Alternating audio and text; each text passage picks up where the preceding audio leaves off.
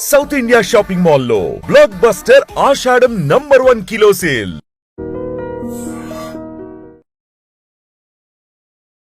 విషాదకరమైనటువంటి వార్త. ఫిష్ వెంకట్ కొన్ని రోజుల నుంచి కూడా ఆయన హాస్పిటల్లో ట్రీట్మెంట్ తీసుకుంటూ ఉన్నాడు. మనకందరికీ తెలిసిందే. ఆయన ట్రీట్మెంట్ తీసుకుంటున్నటువంటి క్రమంలోనే చాలామంది కూడా ఆయనకు సహాయం చేయడానికి కూడా ముందుకొచ్చారు.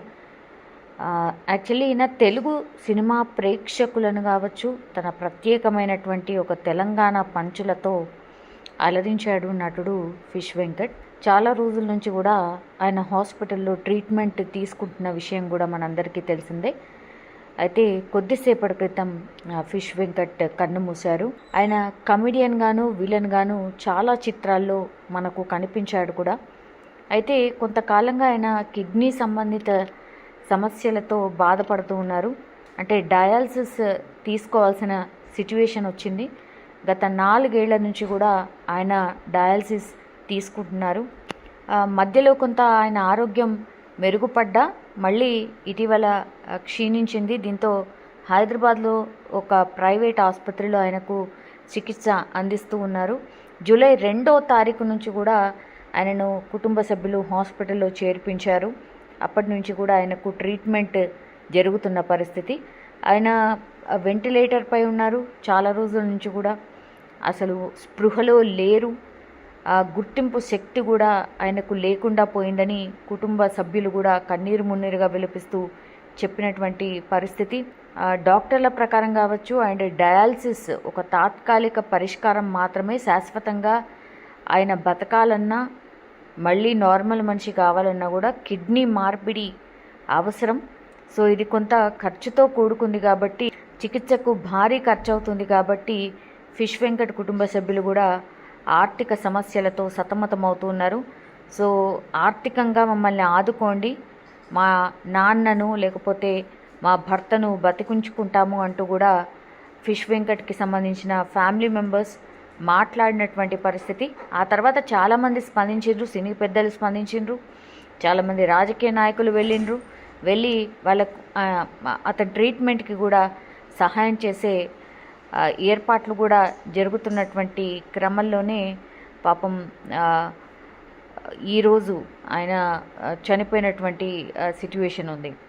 సినీ ప్రముఖులకు కావచ్చు, అభిమానులకు కావచ్చు, భావోద్వేగంగా వాళ్ళు విజ్ఞప్తి చేసింది విన్నారు.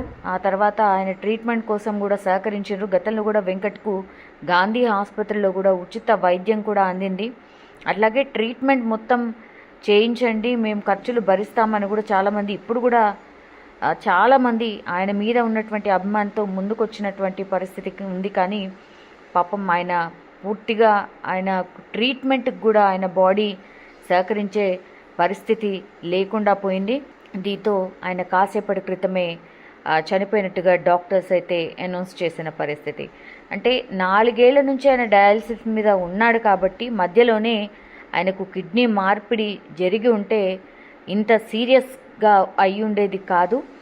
సో ఇది కొంత డిలే అయిందని డాక్టర్స్ కూడా చెప్పినటువంటి మాట. అయినా లాస్ట్ ప్రయత్నంగా కూడా కిడ్నీ మార్పిడి కోసం కూడా ఈయనకు మ్యాచ్ అయ్యే కిడ్నీ కోసం కూడా వెతుకుతున్నటువంటి క్రమంలోనే ఆయన ఆరోగ్యం విషమించి కాసేపటి క్రితమే ఫిష్ వెంకట్ చనిపోయారు. అయినా ఇప్పటికే 100కు పైగా సినిమాల్లో నటించిండ్రు.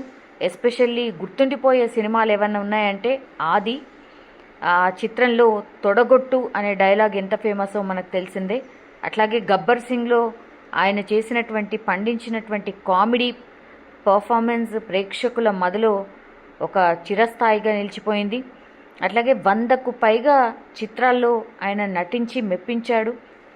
తెలుగు ఫిల్మ్ ఇండస్ట్రీ కావచ్చు, మూవీ ఆర్టిస్ట్ అసోసియేషన్ ప్రముఖ నటులు కూడా ఆయనకు అండగా నిలిచే ప్రయత్నం చేసినప్పటికీ కూడా పాపం అంటే వైద్యానికి ఆయన బాడీ సహకరించలేదు.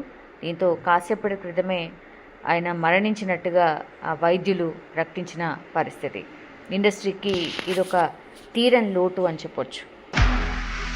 నిజంగా ప్రస్తుతం ఉన్నటువంటి సమాజం దేనికి ప్రయారిటీ ఇస్తుంది?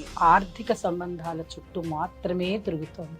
మళ్ళీ ఎన్నికలంగానే చాలా విరక్తి కలుగుతాను. మంచి అనిపిస్తుంది కదా, లేడీస్ కూడా ఛాలెంజింగ్ జాబ్స్ చేసినప్పుడు చాలా బాగుంటది. ట్రాఫిక్ అసిస్టెంట్స్ గా నియమించిన ట్రాన్స్జెండర్స్ అందరితో సాల్యూట్ చేయించుకుంటున్నారు. ఫుడ్ డెలివరీ ఇవ్వటానికి వెళ్ళినటువంటి డెలివరీ బాయ్ అనిల్ పై కళ్ళ ముందు పెళ్ళండి